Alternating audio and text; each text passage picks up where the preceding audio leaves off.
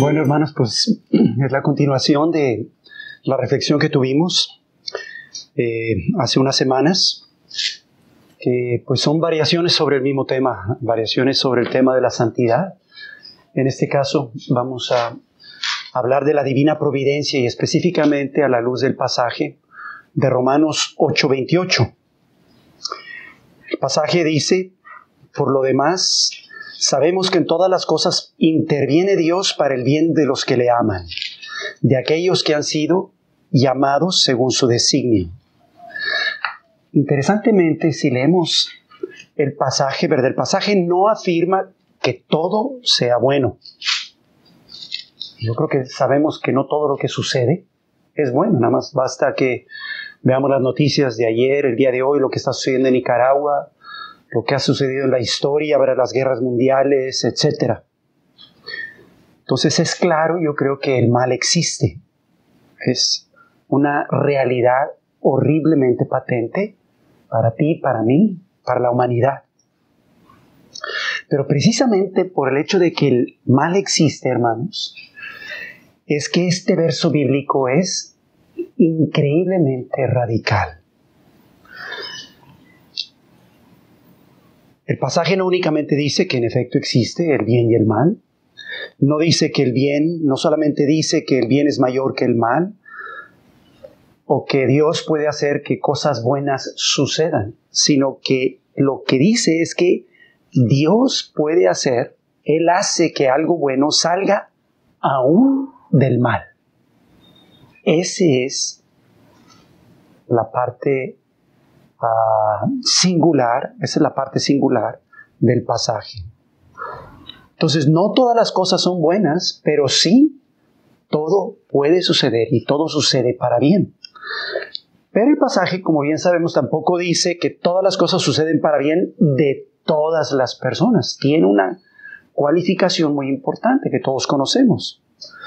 Solamente sucede para bien de aquellos que aman a Dios, que escogen amar a Dios, para aquellos cuya opción fundamental es un sí profundo, un sí radical a Dios. Entonces, solamente para aquellos que en lo más profundo quieren hacer la voluntad de Dios, es que suceden todas las cosas para bien. Y en ese sentido, hermanos, aún los pecados suceden para bien. Pudiéramos decir que es como la puerta de oro, a través de la puerta de oro del arrepentimiento logramos, o Dios logra que aún nuestros pecados sucedan para bien. Por eso es tan importante aprender a arrepentirnos bien, hermanos. A no racionalizar las cosas, a no disculparnos, etcétera, ¿no? ¿Por qué? Porque es la puerta que Dios nos da precisamente para que este pasaje se haga vida en nosotros. Entonces, un arrepentimiento sincero de nuestros pecados tiene todo el potencial de hacernos más humildes, más sabios y poder cosechar muchas más buenas cosas. Yo diría, ¿verdad?, que es quizás la razón por la cual Dios en muchas ocasiones no nos da su gracia instantánea para vencer sobre todos nuestros pecados, porque a lo mejor todavía cederíamos o no estamos listos en otras áreas de nuestra vida, como en el orgullo, por ejemplo. Y entonces, pues, para protegernos del orgullo y no hacernos ya vencer y ser santos de un día para otro, pues permite la lucha en nuestras vidas, la lucha diaria. Como bien sabemos y hemos reflexionado y meditado, los fariseos del tiempo de Jesús parecían ser los más puros y sin pecado, los más obedientes de la ley de Dios que cualquier otra persona a su alrededor. Pero Cristo mismo, la palabra de Dios dijo, ¿verdad?, que estaban de camino al infierno, los fariseos, hermanos, por el único pecado que tenían, que era el más mortífero que todos los otros pecados juntos, que era el pecado del orgullo. Y no se querían arrepentir de él. Así que si queremos atacar nuestros otros pecados, pero debemos comenzar por el pecado de nuestro orgullo. Se le preguntó a San Agustín para que mencionara las 4 virtudes cardinales y dijo: A la primera, la humildad, la humildad, la humildad, la humildad y la humildad. Oye, David, dijiste 5. Sí, por si acaso se nos olvida, ¿verdad? Entonces, Romanos 8:28, hermanos, pues nos pone de contexto en esto que vengo hablando. Ahorita me salí un poquito a la vara del orgullo, en fin. Y algunos dicen que es el versículo más difícil de creer de las Escrituras, de creer profundamente, porque no lo vemos, no se ve. No se ve que sea cierto, no vemos que todas las cosas sucedan para bien. ¿Lo vio Job, por ejemplo? Pues no exactamente. ¿Lo vieron los discípulos de Jesús cuando fue crucificado? Pues no lo vieron. ¿Y por qué no lo vieron? Pues porque el hombre no es Dios, hermanos. Y esa fue la respuesta que Dios le dio a Jacob. ¿Dónde estabas tú cuando yo creé los cielos? Tú eres un hombre, solo yo soy Dios. También fue el sermón, leí el otro día, que Dios le dio a Santa Catalina, es una italiana santa del siglo XIV, en una visión en la cual Dios predicó el sermón más breve de toda la historia, 5 palabras, y le resumió toda la revelación. Le dice: yo soy Dios, tú no. ¿Se lo ubicó? Y pues esa es la realidad, la verdad. Y es muy fácil para nosotros, o muy fácilmente olvidamos la segunda parte de este mini sermón, que nosotros no somos Dios. Entonces, pues nuestra respuesta es el abandono, mis hermanos. Islam, interesantemente, literalmente, significa abandono. Abandono a la providencia de Dios. Y esta providencia de Dios, que es de lo que voy a querer hablar muy en breve, es precisamente, o pudiéramos verlo como la esencia de la santidad, a la luz de este versículo que estamos considerando. Bien, la vez anterior hablamos de Dios como nuestro gurú. Vamos a seguir hablando de eso, ¿verdad? Hay muchas cosas que en el camino a la santidad no son tan importantes y que en ocasiones tendemos a darles mucha importancia. Por ejemplo, no son tan importantes los métodos o los sentimientos, sino que es mucho más importante lo que Dios dispone para hacernos santos. Entonces, ¿cómo es que Dios es nuestro maestro, nuestro gurú, para hacernos santos? Entonces veíamos la reflexión anterior cómo Dios se nos escondía en la realidad material, que la realidad material, la realidad creada, todo lo que vemos era como el telón que nos impedía verlo, pero que ahí estaba Dios usando esa realidad para santificarnos. Y que por eso nuestra santidad, o la santidad, estaba a nuestro alcance, al alcance de todos, por estar, ¿verdad?, en nuestras actividades y acciones cotidianas, en todo lo que hacemos día con día. Entonces, otra manera de decir lo mismo que dijimos la vez anterior es que Dios nos quiere hacer santos a través de la divina providencia. ¿Qué significa divina providencia? De hecho, para mí siempre era como un término muy piadoso o religioso. Nunca lo terminaba de entender bien hasta que no me metí bien. ¿Qué fregados es la divina providencia? Bueno, providencia, de acuerdo a la Real Academia Española, significa como una disposición anticipada o prevención que mira o conduce a un logro o fin determinado. Es decir, es algo que quiere llevarnos a una finalidad, a un objetivo específico. Entonces, la disposición, decía la Real Academia Española, que se toma en relación a algo ya sucedido para componerlo o para remediar el daño que pudiera llegar a resultar. O también había un tercer significado que era el cuidado que Dios tiene de la creación y de sus criaturas. Entonces, si fuéramos a parafrasear esto ya en relación al tema que nos concierne, pues la providencia de Dios es, por un lado, el hecho de que Dios nos cuida, como los mecanismos que Él usa para cuidarnos, o que Dios a través de todo evento en nuestra vida quiere conducirnos a un fin. Es su providencia. ¿Cuál es ese fin? Lo que estamos meditando, la santidad. Ese es su objetivo, su finalidad. Dios tiene entonces la capacidad, la disposición de remediar todo lo que hacemos, de conducirnos, porque todo puede hacer que todo suceda para bien de nosotros, de conducirnos a ser santos. Jesús nos aseguró, por ejemplo, que ninguno de nuestros cabellos caería, que ninguna golondrina volaría por los cielos sin el consentimiento de nuestro Padre Celestial. Entonces todo esto es otra manera de darle vueltas a Romanos 8:28. Todo lo que pasa en nuestra vida, directa o indirectamente, deliberadamente está diseñado por Dios para lograr un fin. El único fin que Dios tiene para ti y para mí, que es un fin personal e individual, que es hacernos santos y llevarnos a vivir en alegría eterna con Él. El ejemplo de los GPS recalculando. Ustedes saben que yo no soy, no me metí a la tecnología, sino hasta hace relativamente poco. Y me acuerdo la primera vez que escuché un famoso GPS, ahora están más modernizados, pero pues siempre que dábamos una mala vuelta por ahí, la mentada mujercita española que hablaba en el GPS comenzaba a decir en alta voz, recalculando, pues porque estaba empeñada la mujer en llevarnos al destino que le habíamos dicho que nos llevara. Entonces no hay manera, hermanos, de evitar que el GPS de Dios insista siempre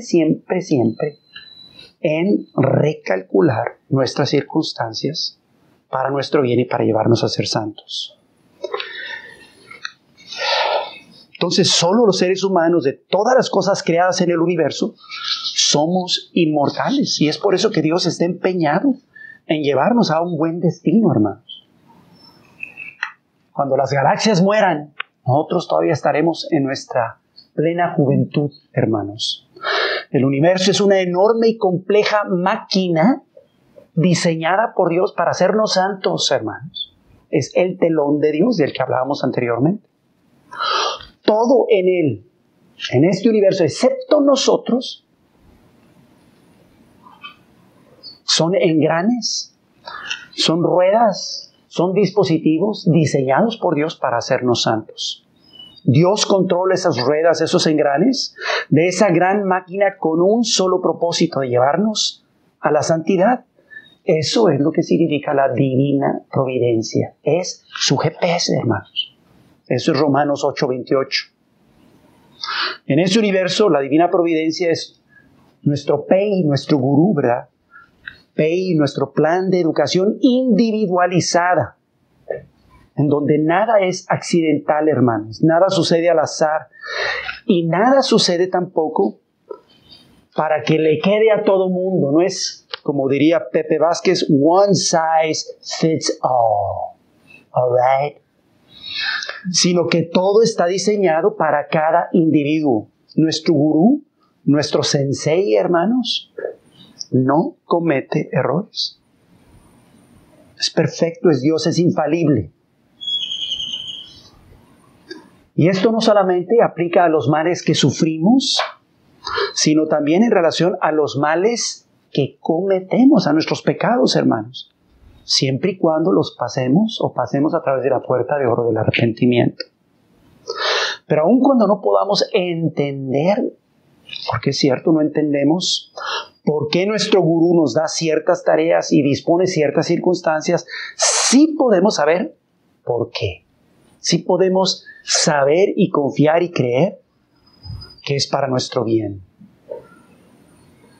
¿Sabemos por qué? Porque nos ama tanto que quiere lo mejor para nosotros.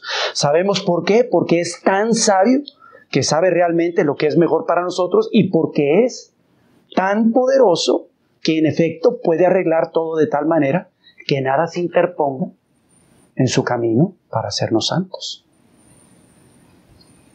En el cielo veremos, hermanos, cuando Dios nos revele más de su mente y podamos ver las cosas pues, como Él las ve, cómo en efecto el artista que es Dios nos estuvo esculpiendo desde el minuto cero, mis hermanos. Y todo esto porque Dios nos quería y nos quiere hacer santos. Entonces solamente hay algo que Dios no puede hacer, que bien sabemos, que es forzarnos. Él quiere que libremente escojamos el bien por encima del mal. Entonces aquí es donde nos lleva a la parte de Dios y la parte nuestra. Dios es el GPS, se la pasa recalculando y nosotros somos quienes tenemos que dar las vueltas, manejar el carro, hacer los giros. Eso es lo que significa la redención, hermanos. Que Dios tiene la capacidad de cambiar, de rescatar, de recalcular instantáneamente después de haber pecado, después de haber cometido la mala vuelta, en otras palabras. ¿Verdad? Entonces, hermanos, pues sabiendo esto, pues solamente hay pues dos tipos de personas a final de cuentas.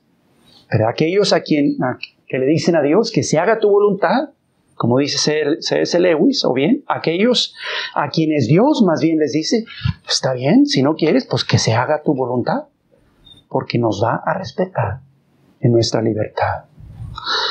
Y esto nos lleva otra vez a reflexionar un poco de esta metodología de Dios al alcance de todos, hermanos. La primera de ellas es la práctica de la presencia de Dios, de ver a Dios en todas partes. Ya lo dijimos de algunas maneras hace unas semanas. Hay un librito del hermano Lorenzo que se llama La práctica de la presencia de Dios. Es uno de los clásicos más increíbles. Ojalá que lo podamos leer verdaderamente. Y vemos ahí cómo, en efecto, el hermano Lorenzo nos dice que el hábito de aprender a ver a Dios en todas partes es el camino más eficaz para ser santos, hermanos. Algo tan sencillo como eso. Es como un ángel, ¿verdad? Si entendemos un ángel como alguien que nos ayuda en nuestro caminar, que nos va a ayudar a llegar a la santidad, ¿verdad? Entonces, la práctica de la presencia de Dios. Y otro aspecto muy parecido es el sacramento del momento presente. Es otra manera casi de decir lo que acabo de decir. ¿Verdad? Si nos ponemos a pensar, bueno, ¿cuándo y dónde podemos ver a Dios? Bueno, pues ya dijimos que se esconde en todas partes, en todo momento. Aquí está, hermano. En todo momento, en nuestro sueño, estando despiertos, nos quiere salir al encuentro. Nada más que el telón material de nuestros sentidos, que no nos permiten ver más allá la realidad espiritual, hace que Dios se nos esconda. Así que para ver en la realidad a Dios, pues tenemos que entender la realidad material como un sacramento donde ahí está Dios, pero lo que vemos es lo que solamente pueden percibir nuestros sentidos humanos y naturales. Entonces, en este aspecto, el sacramento, ¿verdad?, de aprender a ver a Dios en el momento presente y la práctica de la presencia de Dios son dos de los hábitos más increíbles que podemos desarrollar para ser santos, hermanos. Siempre será en el momento presente cuando podamos encontrarnos con Dios. ¿Por qué? Porque pues el futuro todavía no llega y el pasado ya se nos pasó, hermanos. Entonces, podemos dejar en manos de Dios nuestro futuro. Él es providente. All is well. Todo va a salir bien a final de cuentas. Dios es como un novelista. Me gustó este ejemplo, ¿verdad? Porque el novelista tiene a su disposición a los actores y los mete en un montón de circunstancias, pero al final, ¿verdad?, los hace salir victoriosos. Y Dios está escribiendo esta novela con nosotros siempre y cuando le demos nuestro sí a Dios. Dios desenreda a los personajes de sus problemas mucho más fácilmente que un escritor lo hace al escribir la novela, con mucho mayor habilidad y de peligros aún muchísimo más mortales y más increíbles, porque es la novela de la vida real. Entonces, todas las cosas son un disfraz de Dios. ¿Qué cosas? Todas, hermano, excepto el pecado. todas las cosas materiales, todos los eventos de nuestra vida, todos los eventos espirituales. Tampico, el desayuno, la ropa, el cuarto de oración, el puré de papa que vamos a comernos al rato, ¿verdad? El sueño que tenemos, la siesta, el cansancio, todo, hermanos. Ahí está Dios escondido. Y esto influye a las personas feas, a las bonitas, a las aburridas, a las bigotonas, hermanos. Entonces, antes que pensar en los demás, también tenemos que pensar, ¿adivinen en quién? Pues en nosotros mismos. También se esconde en nosotros, en nuestra convivencia con nosotros mismos. Cuando lo estamos pasando mal, ahí también está Él. Es increíble, todo lo que hicierais a uno de estos más pequeños me lo están haciendo a mí. Ahí está Dios. En los demás y en nosotros mismos. Dios tiene todo en su mano. He has the whole world in His hands, como el canto. Cristo, el sustentador de todas las cosas. ¿Verdad? Que el canto, el himno que leemos en la Biblia, en el Nuevo Testamento, ¿verdad? Donde si no fuera porque Cristo nos sostiene, pues dejaríamos de existir, hermanos. La sangre que circula por nuestras venas se mueve solamente por la voluntad de Dios. Todas nuestras funciones corporales, mis hermanos, la providencia de Dios penetra el universo entero, incluyéndonos a nosotros mismos. Por eso decía San Agustín que Dios está más cerca de nosotros que ni nosotros mismos. Se nos ha metido por todos lados y está metido en todos lados, inmanente y trascendente. Entonces, ¿cómo nos puede hacer santos Dios? Por nuestra misma naturaleza, pues a través de la vida diaria, de las acciones cotidianas, de su divina providencia, como venimos diciendo. Entonces, la carta escrita por Dios para hacernos santos son todas las cosas, la vida misma. Lo que Dios ha creado, lo que Dios ha hecho y dicho también, su palabra, las circunstancias, la gente, todo a nuestro alrededor. Si practicamos la presencia de Dios y vemos la realidad como un sacramento del momento presente, nos conducirá a la santidad. Entonces por eso decimos, y voy terminando con esto, ¿verdad? Que en efecto la santidad es fácil, ¿verdad? Porque está a nuestro alcance en las circunstancias diarias. Entonces algunos dicen por ahí que entonces ¿por qué no somos santos? Pues porque no lo queremos lo suficientemente apasionadamente. Porque en el fondo, si nos examinamos con honestidad, no lo deseamos tan plenamente. Pero sí está al alcance de todos, hermanos. Y volvemos a terminar con el hecho de que el amor es todo lo que necesitamos. All you need is love.